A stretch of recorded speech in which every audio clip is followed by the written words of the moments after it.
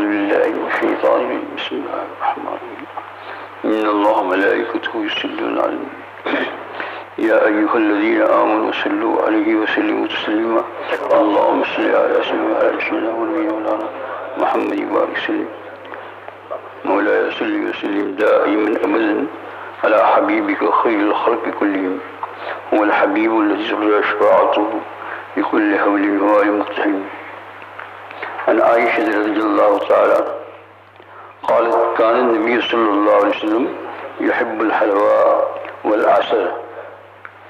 حضرت ام المؤمنین عائشہ صدیقہ رضی اللہ تعالی عنہ فرماتی ہے کہ کان نبی صلی اللہ علیہ وسلم يحب الحلوى، حضور اکرم صلی اللہ علیہ وسلم کو میٹھا اور بالعسل یعنی شہد ہنی یہ پسند تھا، کیونکہ حضور صلی اللہ علیہ وسلم کی تناول یا کھانے فرمانے کا ذکر چل رہا ہے، تو اس میں یہ حدیث بھی ہے. اس کا خلاصہ یہ ہو گیا کہ حضور صلی اللہ علیہ وسلم میٹھی چیز کو پسند کرتے تھے اور یہ ہونا بھی چاہیے طبیعت کے اندر. بعض لوگوں کو ایسا ہوتا ہے کہ میٹھا بالکل پسند نہیں ہے، ایسا نہیں. اپنے علاج کے لیے کوئی چیز ہو تو اور بات ہے، مثلا کسی کو شوگر ہو گئی ہو یا لیکن حضور صلی اللہ علیہ وسلم پسند تھا تو یہ مجھے پسند تھا.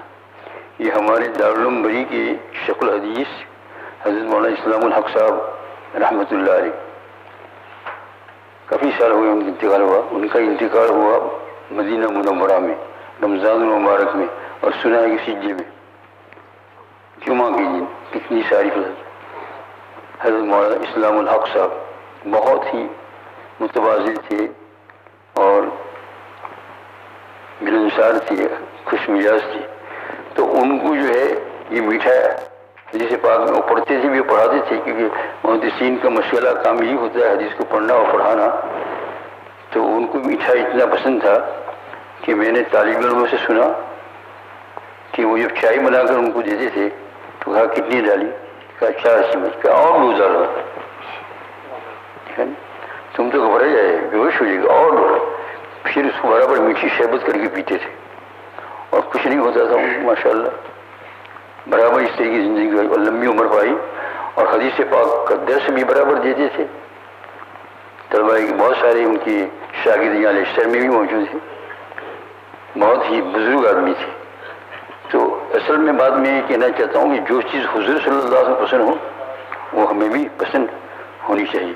اس میں بعض گھرانوں کے اندر جو ہے عورتیں جو ہے وہ میٹھا کو پسند نہیں کرتی ہے، کوئی بیماری کی وجہ سے ٹھیک ہے، لیکن ویسا منہ میٹھا کرو، منہ میٹھا کرو، یہ تو ایک ضرب المثل ہے نا یہ. اور حضور صلی اللہ علیہ وسلم اس سے پہلے آپ نے کدو کا پمپنگ کا سنا کہ حضور صلی اللہ علیہ وسلم کو یہ کدو بہت پسند تھا. تو کھانے میں سب سے پہلے یہ ٹکڑا اٹھانا چاہیے تاکہ ہو جائے کہ اس میں بھی حضور صلی اللہ علیہ وسلم کو محبت مل جاتا ہے. یہ ایک چیز جو میں پسند کرتا ہوں میرا امتی بھی پسند کرتا ہے. اور یہ سب مستحبات میں سے واجبات میں اور فرائض میں نہیں ہے. تو آپ کا کیا خیال ہے کہ جو چیز واجب ہے اس کے اندر اگر حضور کی مخالفت کرے بہت بڑا خسارہ ہوگا؟ سن لو، بہت ہی بڑا خسارہ ہوگا. جو چیز واجب ہے اور اس میں اگر آپ نے گڑبڑی کی تو بہت بڑا خسارہ ہوگا. بلکہ بعض اوقات اپنی زندگی مبارک میں حضور صلی اللہ علیہ وسلم کی زندگی میں آپ نے منہ بھی پھرا لیا تھا بعض اوقات. تو اس لیے بہت ہی خیال کرو میرے دوست. حضور صلی اللہ علیہ وسلم سے محبت اگر مل جائے تو ساری کائنات مل گئی ہے.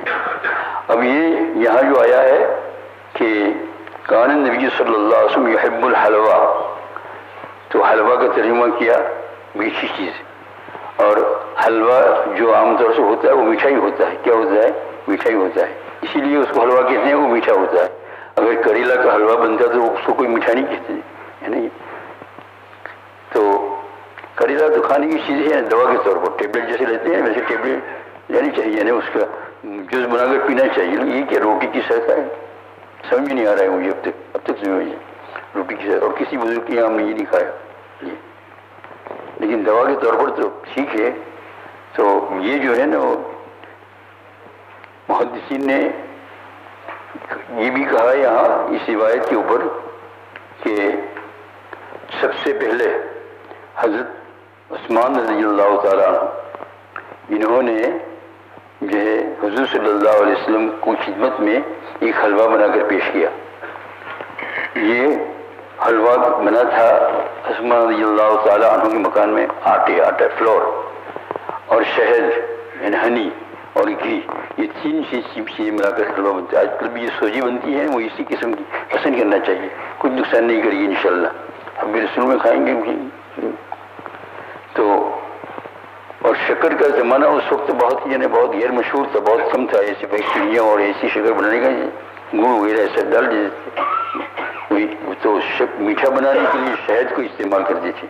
تو عثمان رضی اللہ تعالیٰ عنہ نے یہ حلوہ پیش کیا، اس میں جو ہے فلور آٹا اور شہد یعنی ہنی اور گھی بھی ڈالا تھا. اور پھر حضور صلی اللہ علیہ وسلم کی خدمت ایک دس میں لے گئے اور پیش کیا. تو آپ صلی اللہ علیہ وسلم نے بڑی ہی جو ہے یعنی خوشی کے ساتھ خوش مزاجی کے ساتھ لذت دیتے ہوئے کھایا آپ صلی اللہ علیہ وسلم نے. تو عثمان رضی اللہ علیہ وسلم بہت خوش ہوئے. یہ ہے حضور صلی اللہ علیہ وسلم کی سنتوں کی قدر. دیکھو میرے بھائیوں، عرض کرتا ہوں کہ ایسا کرتے کرتے اصلی محبت بھی آ جائے گی، ایسا کرتے کرتے اصلی محبت بھی آ جائے گی. پھر وہ محنت کے کام جس کے اندر مجاہدہ پڑتا ہے سنت ادا کرنے میں، وہ بھی آ جائے گی. اب یہ کھاتے پیتے اس میں تو سنت کو اب مجھے کبھی یہ نہیں کہنا چاہیے کہ مجھے زیادہ میٹھا پسند نہیں ہے.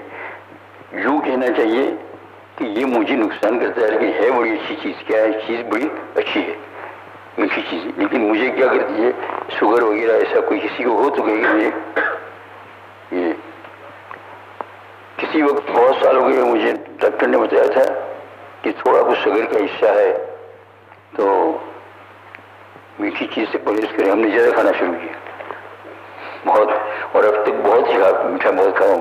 میرے سب گھر والوں کو معلوم ہے کہ میٹھا جب ہوتا ہے تو کھانا اترتا ہے. وہ کچھ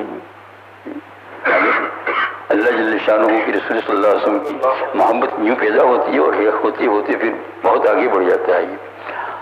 اس محبت کو سمجھنا چاہیے آپ کو.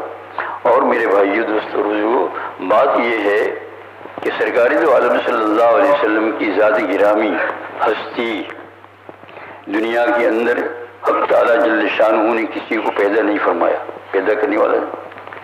قصیدہ بردہ والا لکھتا ہے فَمَبْلَغُ الْعِلْمِ فِي أَنَّهُ بَشَرٌ وَأَنَّهُ خَيْرُ خَلْقِ اللَّهِ كُلِّهِمْ. یہ قصیدہ بردہ کی چوتھی فصل کے یہ شعر ہے. 10 فصل ہیں، اس میں نمبر 4 فصل ہے، اس میں یہ شعر ہے فَمَبْلَغُ الْعِلْمِ فِي أَنَّهُ بَشَرٌ. ہمارے علم کی انتہائی قصیدہ بردہ والا کہتے ہیں اتنی ہی ہے کہ ہم جانتے ہیں کہ حضور صلی اللہ علیہ وسلم انسان ہے. بے شک انسان ہے، اللہ پاک نے انسان پیدا کیا، لیکن فرمایا کیا اس انسان کو سمجھنا وَأَنَّهُ خَيْرُ خَلْقِ اللَّهِ كُلِّهِمْ. دنیا کے اندر جتنی مخلوق جتنی قسم کی مخلوق پیدا کی ہے ان سب میں بڑھ کر ہے آپ. اس میں فرشتے بھی آ گئے، جبریل اسلام سے بھی آپ کو مرتبہ آگے بڑھا. اور وہ تو بالکل نصاً ثابت ہے کہ جو معراج شریف میں گئے تو جبریل اسلام کے ساتھ چلتے رہے اور پھر ایک جگہ پر گئے تو انہوں نے کہا بہت ادب کے ساتھ کہ آپ یہاں سے چلے جائیے اور آپ کو وہاں پہنچانے کا کچھ پہنچانے والا اللہ تعالیٰ بلا لیں گے. تو وہ حضور صلی اللہ علیہ وسلم نے کہا کہ آپ دنیا سے میرے ساتھ دوستی رکھتے تھے اور اب میری دوستی سے آپ نے کیوں لگام کھیل لیا؟ تو انہوں نے جواب دیا کہ آپ کی دوستی تو مجھے ہمیشہ چاہیے، لیکن بات یہ ہے کہ اگر یہ کہ مجھے برتر فرم فروغ تجلّہ بسجد فرم بستہ میں شادی نے فرمایا اگر یہ سرحد ہے اس سے میں آگے جاؤں ایک بار بھی تو اللہ کی تجلی کی آگ میرے سارے فروغ کو جلا دے گی. ہم لوگ مانیے تھے، کہا میرا آپ کا کچھ نہیں ہوگا، آپ کا کچھ نہیں ہوگا. حضرت موسیٰ علیہ السلام کو پہاڑ پر سے ایک تجلی تو اس میں کیا ہو گئی، بے ہوش ہو گئی، برداشت نہیں کر سکا. فلما تجلی ربہ للجبل جعلہ دکا وخر موسیٰ صعقا. موسیٰ علیہ السلام بے ہوش ہو گئے اور حضور صلی اللہ علیہ وسلم حق تعالیٰ جل شانہ کے سامنے بیٹھے ہوئے معراج شریف میں ہے نا. بہت سی روایت ہے اور کچھ بھی نہیں، صحیح سلامت آگے. تو یہ کیسے انسان ہوں گے؟ اس کو تو وہ قصیدہ بردہ والا جو نمبر 4 کی فصل میں کہتا ہو گیا کہ ان کو سمجھ نہیں سکتے ہم، بس اتنا سمجھا ہے کہ بہت بڑے ہمارے نبی ہے، بس عمل کر لو، فالو کر لو جتنا ہو سکے. وَأَنَّهُ خَيْرُ خَلْقِ اللَّهِ كُلِّهِمْ. تمام مخلوق سے آگے بڑھ کر ہے حضور صلی اللہ علیہ وسلم جو فالو کر لو، انشاءاللہ بہت کام ہوگا. آپ نے دیکھا دنیا کے اندر بہت سارے مذاہب بھی ہے اور یہ بھی ہے اور یہ بڑے بڑے لوگوں کے نام بھی ہے، لیکن یادگیری معجزے کے طور پر رہی حضور صلی اللہ علیہ وسلم کی آج تک ہے نا. جو کوئی غیر مسلم وہ بھی انکار نہیں کر سکتا، کیونکہ میں آپ کو بتاتا ہوں قرآن پاک 30 پارے کا، کتنے پارے کا؟ کوئی کتاب ایسی 30 پارے کی نہیں ہے جو زبانی یاد کی ہو کسی نے یاد ہو سکتی ہو ہی نہیں سکتا ہے. لیکن یہ 30 پارہ، یہ 5 سال کا بچہ حافظ قرآن ہے. اور ایک بچی جو ہے پیدا ہوئی تو وہ جو ہے پیدائش سے حافظ تھی، اس کے والد اس کو لے گئے تھے رنگون، زمانے کی بات ہے، اور وہاں جا کر انہوں نے قرآن سنایا. پھر ان کو بہت پیسہ ملا ہے. وہ بزرگوں نے کہا اگر آپ کہیں لے کر نہ جائے تو اچھا ہے. تو وہ لڑکی جلدی سے انتقال کر گئی، روس کی چلی گئی. پیدائش سے حافظ، یعنی کہیں مدرسے میں نہیں گئی کہ یہ قرآن پاک کا معجزہ. کوئی کتاب ہے دنیا کے اندر؟ نہیں ملے گی، کوئی کتاب نہیں ملے گی. 30 پاروں کا حافظ ہونا، 5 سال کا اور 8-9 سال کا تو آپ اپنے جگہ پر لکھ سکتے ہیں.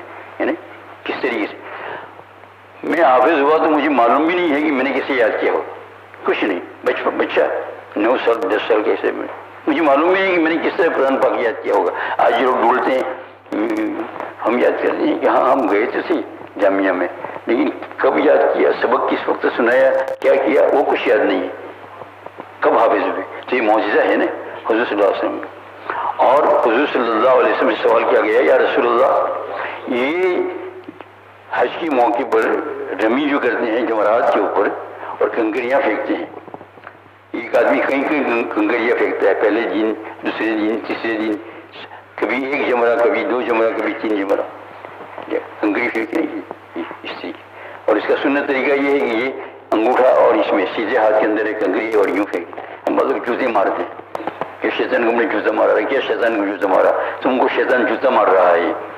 تو اس طریقے یہ سنت طریقے. اب یہ جو ہے نیچے سے لے کر اوپر تک بڑھ جاتا ہے، نیچے سے لے کر اوپر، پہاڑ جیسا بن جائے، پہاڑ جتنا تو نہیں لیکن اوپر تک جمرہ کبھی دم بھی جاوے، کیونکہ لاکھوں آدمی ہوتے ہیں اور 3 دن تک مارتے ہیں. پھر حکم شریعت یہ ہے کہ اس کو کوئی اٹھاؤ نہیں، بالکل نہیں، اس کو صاف بھی نہیں کیا جا سکتا ہے، ویسے ہی رہتے ہیں. پھر وہ عجیب طریقے سے بغیر دیکھے ہوئے 3 یا 4 دن یا 7 دن کے اندر دیکھتے ہیں تو ساری کنکریاں ہی نہیں ہیں یہاں. ہر سال ایسا ہوتا ہے، جاؤ ابھی جاؤ دیکھو. اور پھر جو ہے اس طریقے سے وہ جڑ میں پڑی ہوئی ہوتی ہے. اس کے متعلق کہا مولانا حضرت سیوطی رحمۃ اللہ علیہ نے، یہ وہ کنکریاں ہیں کہ جن لوگوں کی حج قبول نہ ہوئی، اللہ تعالیٰ معاف فرمائے، یعنی سب کے حج قبول. تو یہ حضور صلی اللہ علیہ وسلم کتنا بڑا معجزہ ہے. اور قرآن پاک کے متعلق چیلنج دیا اللہ تعالیٰ نے، وَإِن كُنتُمْ فِي رَيْبٍ مِّمَّا نَزَّلْنَا فَأْتُوا بِسُورَةٍ مِّن مِّثْلِهِ. اگر تم کو ہمارے قرآن مجید میں شک ہو تو ایک سورت لے آؤ، پھر اس سے بڑی فَأْتُوا بِآيَةٍ، ایک آیت لاؤ. بہت کوشش کی کفار مکہ نے، وہ اپنی اصلی عربی زبان تھی ان کی، بہت کوشش کی لیکن ہو ہی نہیں سکا.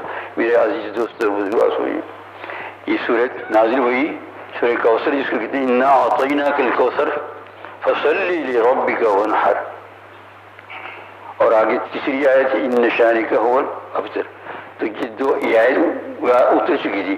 غیر مسلم نے اس کو لکھا مکہ مکرمہ سے، اِنَّا أَعْطَيْنَاكَ الْكَوْثَرَ فَصَلِّ لِرَبِّكَ وَانْحَرْ. 2. اب تیسری آیت نہیں لکھی، شروع کا معاملہ ہے. کہا کہ ان 2 آیتوں کے ساتھ کوئی جوڑ کا ملا دو تو اس سے بہت بڑا انعام ملے گا. بڑے بڑے شاعر تھے، ہو نہیں سکا. تو پھر تیسرے نمبر پر جا کے لکھ دیا ما ھذا کلام البشر، یہ جو ہے کسی بشر کے کلام ہی نہیں ہے، اللہ پاک کا کلام ہے. یہ حضور صلی اللہ علیہ وسلم کا. اس نبی کو فالو کرو، پکڑ لو، درود پاک پڑھو، ان کی سنت پر چلو، ان کی وسیلے سے اللہ تعالیٰ سے مانگو، ان سے محبت پیدا کرو. اور یہ شرک نہیں ہے اللہ تعالیٰ سے ہی کہو کہ یا اللہ تعالیٰ تیرے حبیب کی محبت، تیرا حبیب یعنی محبت کرنے والا، آپ محبت کرتے ہیں اللہ اپنی قدرت کاملہ سے ہم کو بھی اس میں سے تھوڑا حصہ یعنی محبت کا عطا فرما دے. انشاءاللہ کم بن جائے گا. کیا ہو جائے گا؟ کم بن جائے گا. اور یہاں سے میں وہی پہلے کہہ چکا ہوں، جو سنت واجبہ ہے اور جو سنت موقدہ ہے اس کو ترک کرنا اچھی بات نہیں ہے، یہ وبال لاتی ہے. نمازوں کے بعد سنت جو ہے کم از کم سنت موقدہ پڑھ لو، زیادہ نہیں ہو سکتا ہے تو ہے نا. یہ مثلاً جمعہ کی بات جو ہے 6 رکعت ہے، 6 رکعت پڑھ کر مسجد سے نکلو، کیا بگڑ جائے گا آپ کا؟ چھوٹی چھوٹی سورت پڑھ لو، 10 منٹ بھی نہیں لگے گی لیکن اللہ تعالیٰ خوش ہو جائیں گے. حضور صلی اللہ علیہ وسلم ظہر کی نماز کے بعد اول 4 رکعت سنت ہے موقدہ اور بعد میں 2 رکعت سنت موقدہ ہے، کیا بگڑ جائے اس کو؟ لیکن یہاں اسلام پھرا ٹوپی جیب میں ڈالی اور باہر چلے. میرے عزیز دوست اور بزرگوں یہ نہ کرو، یہ نہ کرو، یہ عیاشی نہ کرو. دنیا کے حالات اس وقت بھی ہر وقت اللہ پاک کی طرف سے عبرت کے کارنامے ہو رہے ہیں. ساری دنیا میں دیکھو کیا ہو رہا ہے. کسی مال و دولت کچھ کام نہیں آتا ہے، کسی کو بھی کام نہیں آتا ہے، کسی کو بھی، چاہے کوئی وہ دنیا کا کتنا بڑا آدمی ہو. ایک بیماری اگر اللہ جل شان لگا دے تو 5 منٹ کے اندر قیامت چل جائے. اور اس بیماری کا علاج بھی نہیں ہے ہمارے پاس، تمہارے پاس. ہم سمجھ بھی نہیں سکتے ہیں، کوشش کرتے ہیں لیکن سب پسینہ آ جاتا ہے. کوشش کرنے والا ہی مر رہا ہے. یہ اللہ پاک کی طرف سے ہے. اس لیے میرے عزیز دوست بزرگ کرو کیا اللہ جل شان کے ساتھ حضور صلی اللہ علیہ وسلم محبت. اور پھر ایسے میں اگر اللہ تعالیٰ بلا لے چلے جانا ہوا تو کوئی حرج نہیں، چلے جائیں گے انشاءاللہ. عام بیماریوں میں جو جس کو جو ہے جس ٹاؤن جیسے کہتے ہیں، جو پھوٹ پڑے لوگوں میں، جس کا علاج نہیں ہو، پٹپٹ مر جائے، پٹپٹ مر جائے، اس میں اگر مرد مومن ایمان رکھتے ہوئے مر گیا فرمایا سیدھا جنت میں، اس کو کوئی سوال نہیں ہوا. یعنی شہادت کا مرتبہ، پکی شہادت مرتبہ. سہارنپور کے اندر شیخ زکریا نور اللہ مرکز کے زمانے کے اندر جو ہے وہاں یہ ٹاؤن کے وہاں پھیلی تھی. تو ایک طالب علم بہت صوفی اور بہت نیک تھا حضرت جی میں، تو وہ جو ہے عصر کی نماز پڑھ کر یوں ہی بیٹھا ہوا تھا اور کہہ رہا تھا یہ ٹاؤن میرے کو لے جا، یہ ٹاؤن میرے کو لے جا، یہ ٹاؤن میرے کو لے جا. یعنی اللہ پاک کی محبت میں کہتا تھا. تو مغرب کی نماز سے پہلے اس کا انتقال ہو گیا، عشاء بعد دفنا دیا. دیکھا آپ نے، یہ اللہ والوں کا مر جانا ایسا ہے، ان کو تو ایسا لگتا ہے ایسے ایک کمرے میں سے دوسرے کمرے میں گئے. یہ تو یہ ساری باری باری کی بات ہمارے لیے ہو رہی ہے، کیونکہ ہمارے اعمال اللہ تعالیٰ جل شانہ کو توفیق عطا فرمائے. تو اس طریقے سے کام کرو. اور دیکھو کچھ کام نہیں آنے گا. اللہ کی محبت، حضور صلی اللہ علیہ وسلم کی محبت یہی کام آئی. کیسا بھی کٹھن موقع ہو یہ انشاءاللہ آپ کو تسلی دے گا. کیا دے گا؟ تسلی. حق تعالیٰ جل شانہ توفیق عطا. سبحان اللہ الحمد سبحان اللہ.